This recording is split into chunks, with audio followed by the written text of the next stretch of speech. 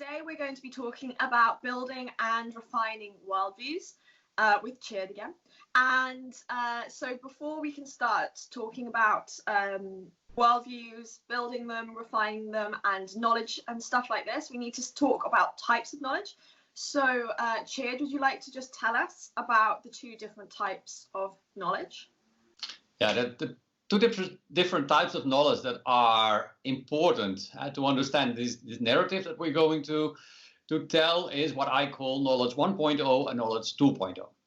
And knowledge 1.0 is typically the facts that we have adopted wholesale as part of some authoritative narrative. Yeah, so we all know that the world is a sphere. And why do we know that? Because we have adopted the narrative. And only few of us have really good arguments why the world is a sphere, and they can explain themselves in detail why this must be the case. So that is the knowledge 2.0. So having the correct knowledge, Europe is a sphere, knowledge 1.0, but being able to really defend that and to use it in all kinds of ways is knowledge 2.0. And that is knowledge that is refined by experience and critical examination, and by embedding it into a much larger body of knowledge, so that you end up with a whole that is internally consistent. With knowledge 1.0, you acquire that via narratives, and typically those narratives are individual narratives. And so you have a narrative about the earth, a narrative about society, about fairness, about all kinds of narratives, and you have to first understand those narratives to some extent, and then you have make a choice. Do I accept this narrative or don't I accept this narrative? And if you accept it, it becomes part of your worldview. And you need to develop a more or less comprehensive understanding of the world before you're able to give whatever little bit of information its full meaning. Because its full meaning might be associated with a knowledge bit in a completely different domain. Yeah. So in the beginning, when you're young, you are mainly deciding which narrative to accept. Then, when you have a more or less complete set of narratives, then there's another thing. All those narratives, they are isolated in the beginning, and they need to merge, and they need to be made compatible, and they need to be adapted, refined, and become intimately connected, so that they eventually form a complete worldview, a complete self-consistent worldview of the world. And that self-consistent worldview is the ideal. That takes a very long time. But we have two different phases. One is about building one's own worldview with adopting all kinds of narratives, and the other one is improving one's worldview by allowing those narratives to merge with each other, to complement each other, and to be refined in all kinds of different aspects. Okay, so I'm looking at the two diagrams now, and you would say that the solid blocks, that is like the sort of like the pieces, the sort of like the narratives that you have been told, and then as you merge them, they become interlinked and overlapping, and they complement one another. Exactly, and they all change because of that, slightly or profoundly. Yeah. But much of the basis will still be there. Yeah. So the essence is adapting, but the actual foundations are still there. Yes. And what I've drawn on the left in the knowledge 1.0 section is a number of those narratives that already start to merge. Yes. And so also when you're building your worldview, you are developing a true competence. Mm-hmm. And you start to refine already part of your knowledge. So it's not you're in this mode or in that mode. You're constantly changing between the different modes. Yes. Okay, very nice. Very nice. And do you think that you can ever do you think that this process is open-ended, or do you think that there is a point when your worldview is merged and consistent enough, and then it's over? No, this is the world is so big that it's absolutely impossible to completely fill this this worldview and have it completely consistent. So but you can have it at a very highly functioning level. Yeah. So there's always going to be tiny little gaps and things that don't quite overlap and things like this. I guess so. And that is where eventually your attention goes to. Well, the moment you notice that there is some inconsistency in the different approaches that you have to something, and so from one narrative or from another narrative, and that doesn't match really well, then that is a reason for us to direct our attention to it. Nice. How does knowledge 1.0 and 2.0 fit into refining and building worldviews? Yeah, well, that is the quote from Aristotle, an educated mind that can entertain a thought without accepting it. And I think that is typically what we do when we are refining. So we are playing with information and see whether it fits, but we're also changing all kinds of other information. But that is not what we do when we are young so much, because there is nothing yet to refine. And so the first thing you have to do is to accept or refute whole narratives without being able to entertain all the details of those narratives. So narratives told by authorities or by people in positions of importance in your life. Yes, and that can be friends, peers, parents, authorities, and typically everyone outside of yourself, because they can be a source of those narratives. Yeah. So then the first thing you have to do is to ensure that whatever narrative you are going to accept is compatible, is a suitable building block for you. And if you're coming from Western Europe, like we, or you come from Africa or from Russia, or whatever, you have a different idea of what is compatible with your beliefs. Yeah. So and also, of course, from different social statuses or social backgrounds, religions, all those kind of things. And so we have a worldview full of all kinds of narratives, and you're exposed to many of them, most of them, of course, from your direct neighborhood. And you have to make a choice. Is this narrative sufficiently compatible with my current understanding of the world to accept or not? Yeah. Yes. And when it's not, you're disinterested in it. And if someone forces it onto you, then you start to find reasons not to accept it. So you first try to ignore it, and that doesn't work. You start to ridicule it. Kind of a little bit in the direction of disgust. So disgust has to do with that you are distancing yourself from something that is unhealthy. That is what puking is all about. It's exactly the same. When you have a narrative that is not going to improve your own world view, then you have a kind of a disgust relation with it. You want to distance yourself. You puke it out. You puke it out, yes, and that is why you ridicule the information, the messenger, whatever. But if you think that it actually fits, then you accept and integrate it, and you feel really happy with it, and because you've learned something. Yeah. So in both cases, you can be happy.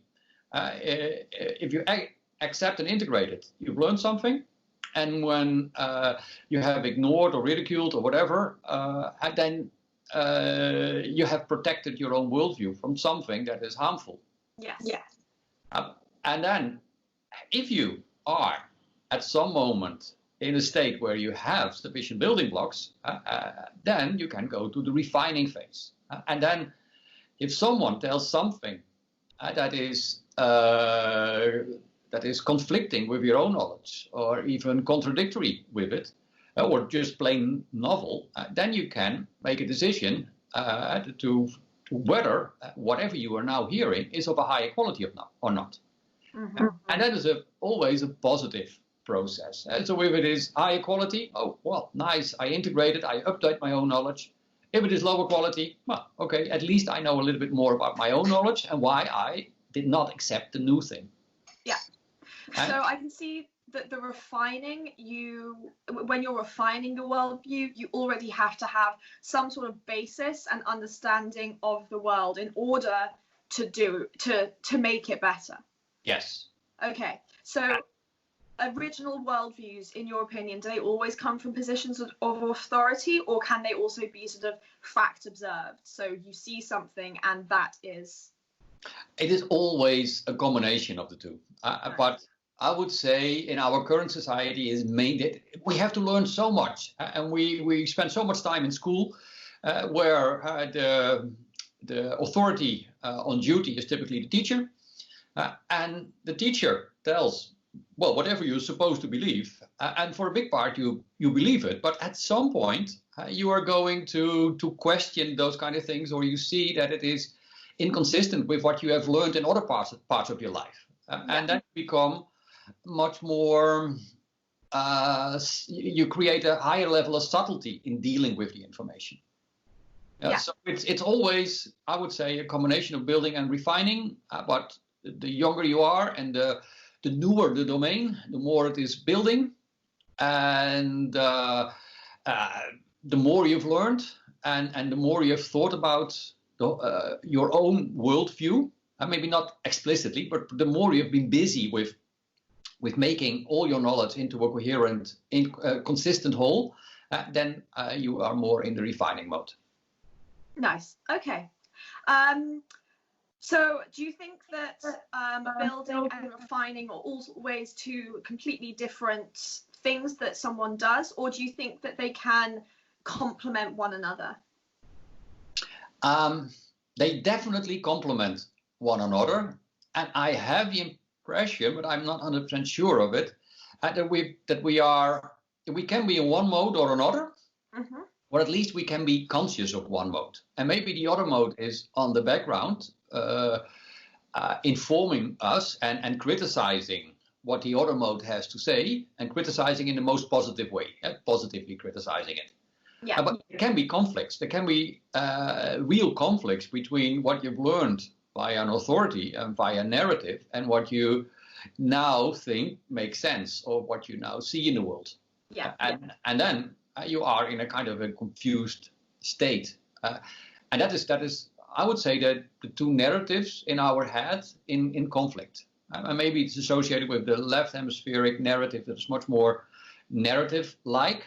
It is also the talking part of our mind, and the refining thing that is much more subtle, much more on the background, and it's typically mostly there when you're not focusing your attention, because it needs to integrate everything across everything else.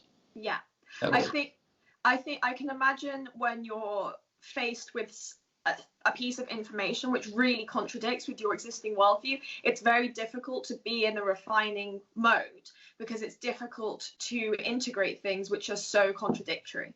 Exactly. Yeah. And that holds for everyone. So even if you are very, very well versed in a certain field, then at some point, we see that a lot in science, in researchers. Then there is a young scientist comes with something absolutely brilliant, and then you see the older scientists who are definitely masters in their field being resistant against the novelty. And that's one of the reasons why they say that paradigms, they are not replaced, but they die out, or when the previous generation goes with retirement. Yeah. Okay, so this can be applied to almost all aspects of learning. I think so, yeah, and also all aspects of all phases of life. Okay, so from an infant to the most elderly in society. Yeah, and there's also something. Suppose you have identified with some knowledge, and then there is someone else, maybe that younger researcher, that is going to attack your knowledge by coming up with something that is better. Then that person is kind of attacking your identity. Yeah. And with that comes, of course, but not necessarily, but comes very likely kind of a protective mode. Yeah. And because as an elderly scientist with more authority, you can actually postpone the acceptance of the new theory for a while. Yeah. Because you're simply ridiculing it or whatever. So I think this happens in every phase of life. Okay, you can definitely also see that with, I mean, I'm sure everyone's grandparent has at some point said, oh, well, back in our day, or, you know, oh, well, when I was younger, it was like this. And that is probably a very similar sort of process going on inside their head. Yeah. Yeah. I think so too. Yeah. Okay, so when you are building or refining your worldview, how are you meant to approach information? How can you kind of integrate the information into your worldview? And is there different ways that you can try and control which side you go to? Yeah, well, that is the complicated story, and we have been going through lots of responses of our students to information that activates them, and that might be conflicting with their worldview, and that depends, of course, on who the student is, whether it conflicts or not. But so we have seen now quite a lot of structure in that, and so the main thing that we always see is the difference between rejection and acceptance. Okay. Yeah. And then so in that building mode, you see when students respond to the homework, to the questions, to the information, the narrative that we produce, and then they address it very much on a narrative level. Is this something that I can accept, or is it something that I should reject because it's a poisonous influence on our worldview? Yeah. And then you see a whole lot of different approaches on the narrative level. But what you also see is that when people are more comfortable with the information that is presented, that they start to use it as a refinement of their existing ideas. Yeah. So in case now they can use it as a refinement of their existing ideas, and now they are at an information level. They are not on a narrative level anymore. So what I not saying I reject or I accept the whole narrative. No, I go to a little bit of information that for me is now relevant, and this helps me to make sense of something, or it draws my attention to a conflict, or it makes some other knowledge all of a sudden useful. Yeah.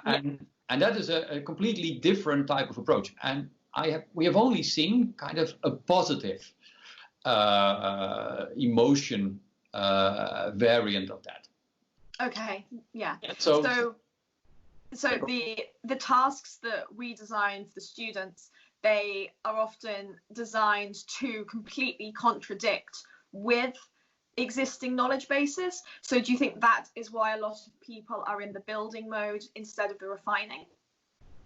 Well, yes and no. They are in the building mode because they are still fairly young, and the things that we confront them with are pretty advanced.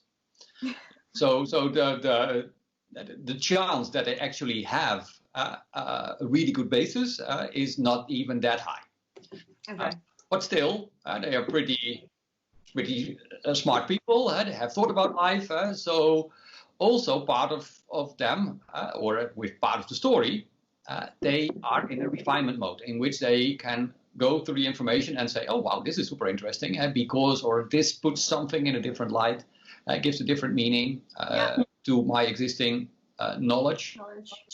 So it depends a bit on where they are, and maybe it's good to go through this circle that we always see. And on one side, on the left side, it's about rejection, and on the right side, it is about integration, acceptance. But on the top side, it is about active engagement with the material. Yeah. The most active. And on the bottom, it is about minimal engagement. So what is minimal engagement? Well, something when it's overly familiar, when you already know what you can expect, then you can't do anything with it, basically. Because it's not telling you anything new, so you can't. It's not useful.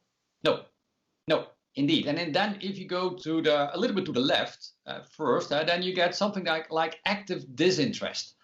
Well, you know that with procrastination. You have to do something, and it is everything else in the world is so much more interesting than the thing that you have to do. Cleaning your room, cleaning the bathroom, anything. Exactly.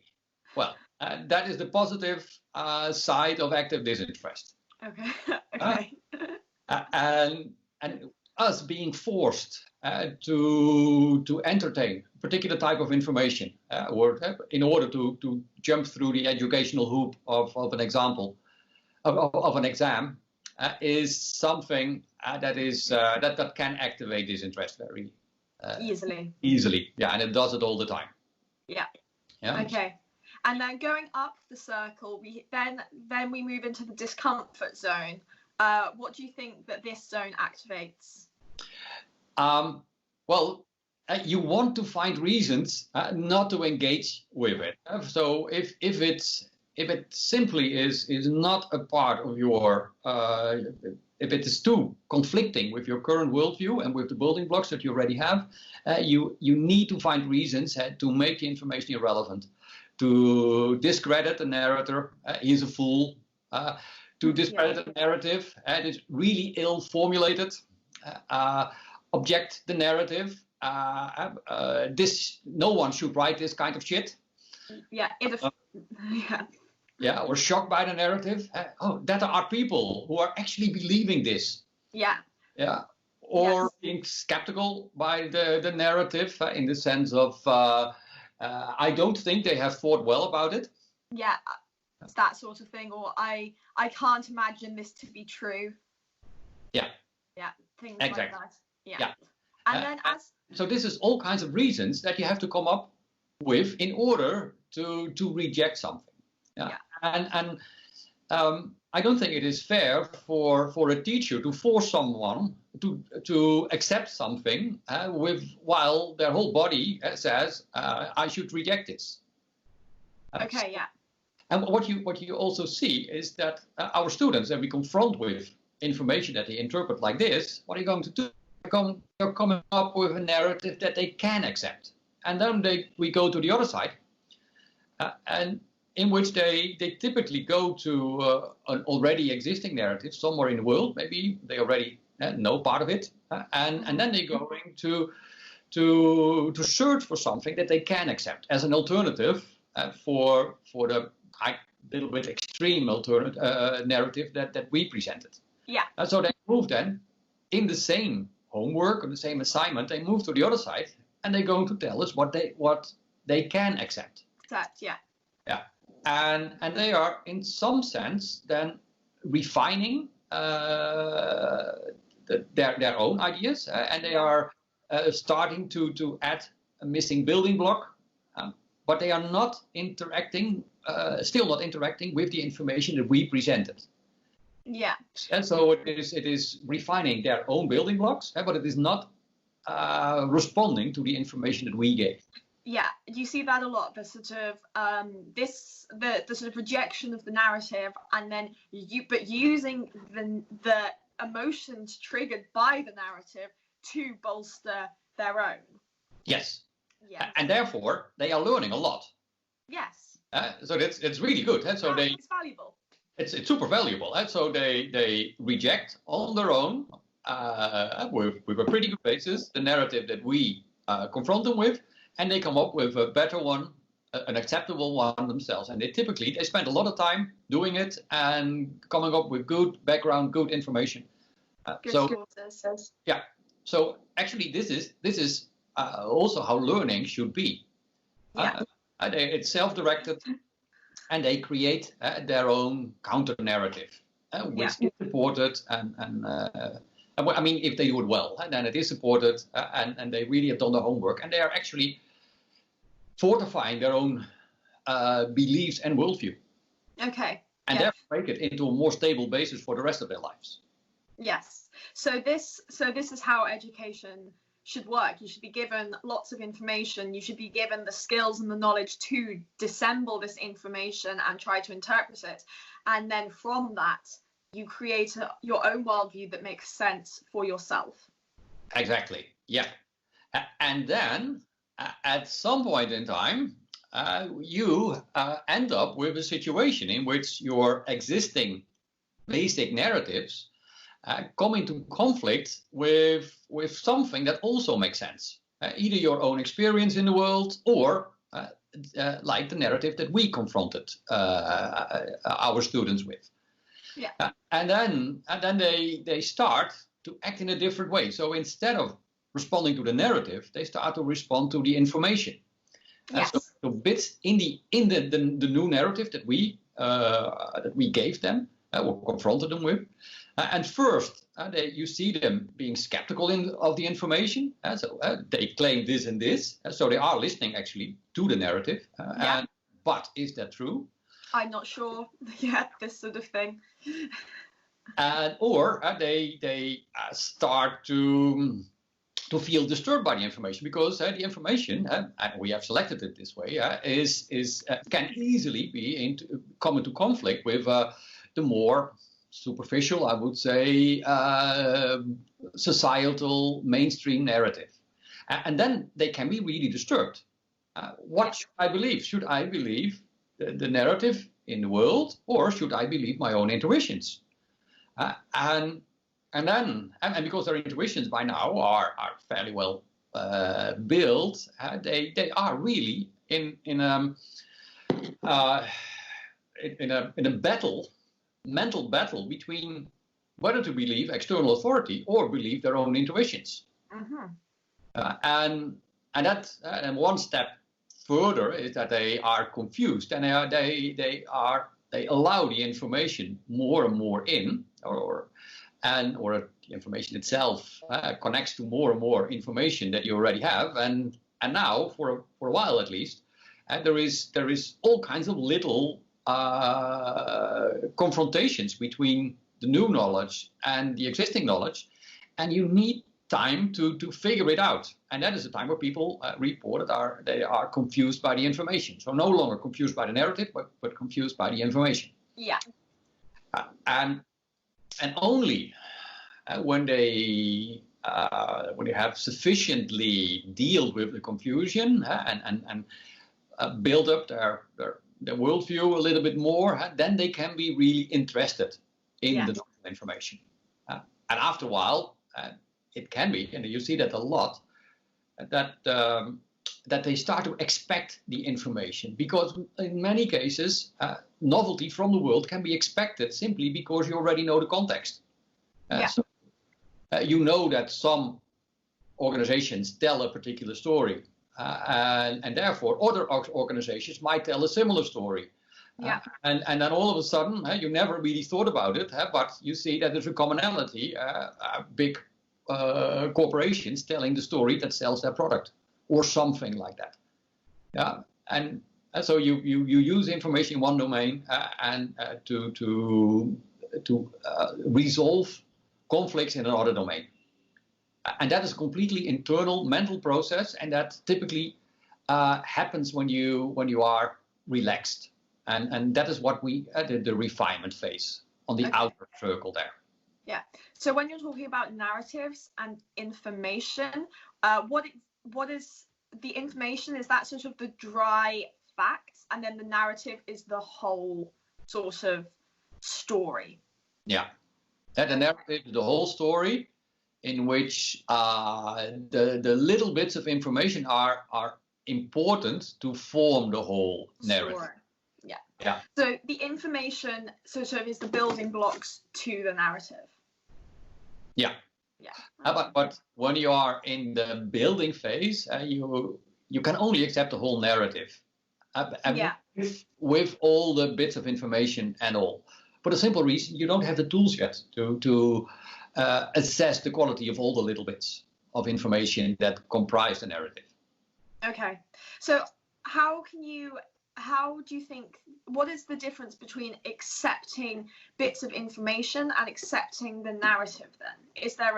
is accepting parts of the information sort of a lesser sort of integration, or how is it different? Well, I would say that the whole narrative, a narrative is a story, and a story is something that is made up of explicit information, explicit knowledge, and all language is explicit knowledge. And so when we describe something in language form, and we make it explicit, and we lose something compared to the implicit knowledge. So if you want to say how you like the meal, then you have to say I like the meal. But the real experience of the meal is something that is almost infinitely richer. It is infinitely richer than just I like the meal. And of course we can tell a more complex story about a meal, but you need more complex basis in order to tell that story. So with explicit knowledge, you can only tell part of the story. And so that leads to kind of a relatively empty type of starting point, an empty vessel. So if you accept the whole narrative, then you accept all the little facts, the explicit facts of the narrative in the first place. But later, you are going to refine all the explicit knowledge. You're going to use the explicit knowledge at your own experience and change it into implicit knowledge. And then we are making the transition between knowledge 1.0 and knowledge 2.0. So knowledge 2.0 is that knowledge that we can use in the world with great refinement and great skill instead of just reporting the knowledge 1.0 that we of the narrative. Yeah. Okay. Very nice. Very nice. So thank you very much for explaining the difference between building and refining the worldview and how it connects to knowledge 1.0 and knowledge 2.0. We're also going to make another video where we go through quotes from different students from different years, and we put them on this sort of building and refinement circle, and we talk about how you can tell the modes, which mode the students are in from their quotes.